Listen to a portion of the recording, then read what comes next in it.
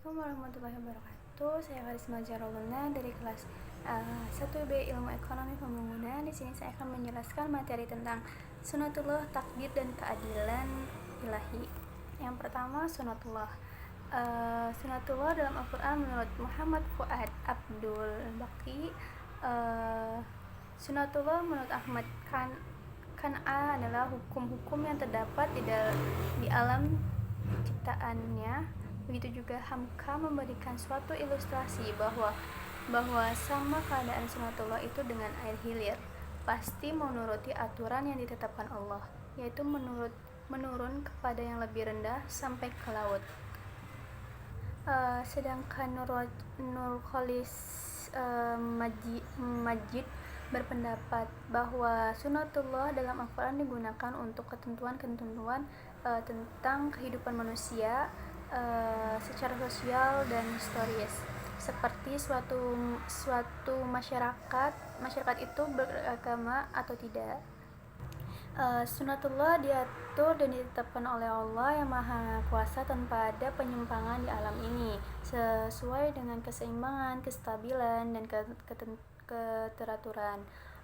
Ada malam, ada siang, ada bulan, dan ada matahari, dan begitu selanjutnya.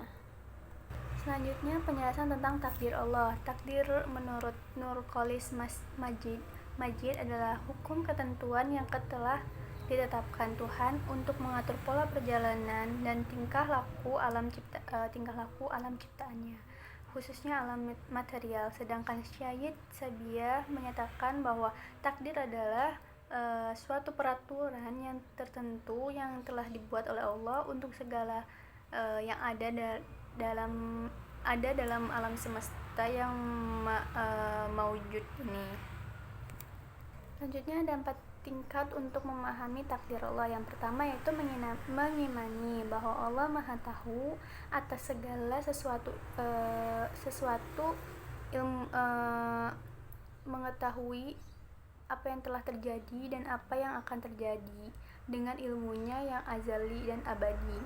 Yang kedua ada mengimani bahwa Allah telah mencatat di Lauhul Mahfuz apa yang terjadi sampai hari kiamat. Yang ketiga mengimani bahwa Allah telah menghendaki segala apa yang ada di langit dan di bumi.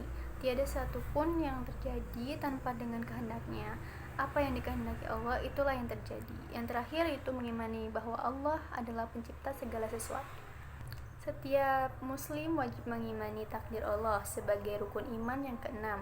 Berdasarkan penjelasan di atas, apa yang terjadi di alam semesta adalah sesuai dengan ketentuan hukum Allah, sesuai dengan penciptaannya, sesuai dengan ilmu dan hikmahnya. Selanjutnya ada penjelasan tentang keadilan ilahi.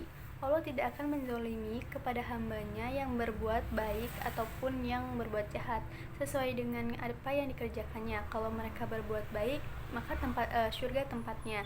Kalau mereka melakukan hal jahat, maka nerakalah tempatnya. Berarti Allah adil menempatkan mereka karena adil. Menurut Al-Qadi Abdullah Jabir adalah hak-hak seseorang sesuai dengan kewajiban yang dilaksanakannya.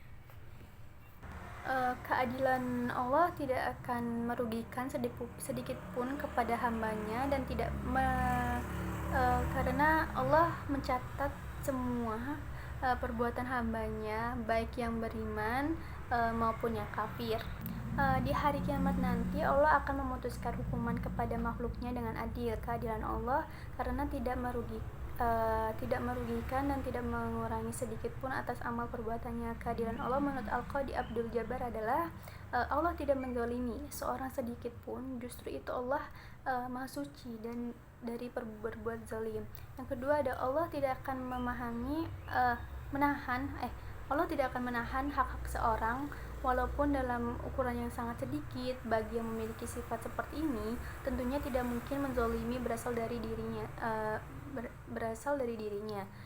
Terus yang ketiga ada Allah menggunakan neraca dengan adil dan perhitungan yang cermat.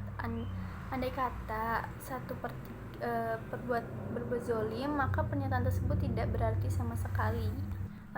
Keadilan Allah tidak akan menzalimi manusia dan ia tidak mengingkari janjinya. Kalau Allah menzolimi dan mengingkari janji, maka Allah tidak adil. Tetapi mustahil Allah tidak adil, karena ia memiliki keadilan yang bersifat Rahman dan Rahim. Dalam kaitan ini, Hamka menyatakan bahwa keadilan Allah mengandung sifat Rahim, termasuk melipat gandakan balasan kebaikan dengan 10 ganda kebaikan. Jika manusia melakukan banyak kejahatan, maka akan dibalas dengan nilai satu lagi balasan kejahatan.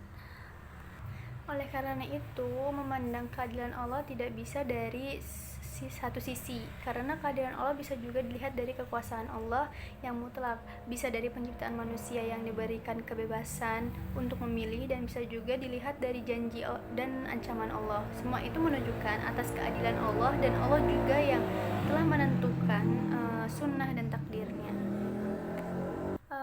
Begitulah Islam adalah agama tauhid yang mengesahkan Allah, karena Allah yang maha kuasa atas segala sesuatu. Allah juga yang telah menentukan takdir dan sunatullah. Takdir dan sunatullah merupakan suatu ketetapan hukum Allah yang ditujukan kepada semua makhluknya. Sunatullah adalah fenomena yang terjadi di alam kehidupan manusia, seperti kematian adalah kepastian dari Allah, karena tiap yang berjiwa pasti mati. Kepastian yang disebut dengan takdir Allah, manusia tidak dapat menghindar dari takdir, sebab Allah telah menentukan kepadanya aturan dan larangannya. Jika manusia melanggar aturan dan perintah Allah, maka akan menerima siksa, dan sebaliknya jika manusia mengikuti aturan Allah dengan benar, maka akan menerima pahala. Selanjutnya, menurut Anwar Harjono, masalah-masalah hukum kekuasaan dan keadilan adalah masalah abadi. Mengenai itu, Al-Quran memberikan petunjuk adanya 3 macam hukum, yakni yang pertama, hukum yang mengatur alam semesta seluruhnya yang sepenuhnya yang berada dalam kekuasaan Tuhan. Yang kedua, hukum yang dibuat manusia dan berlaku untuk mengatur masyarakat manusia sendiri. Terus yang terakhir ada hukum yang tidak pada hakikatnya berpengaruh dan bahkan pada hakikatnya berlaku untuk mengatur masyarakat manusia dengan atau tanpa persetujuan manusia yang disebut sunatullah. Sekian, kurang lebihnya mohon maaf. Wassalamualaikum warahmatullahi wabarakatuh.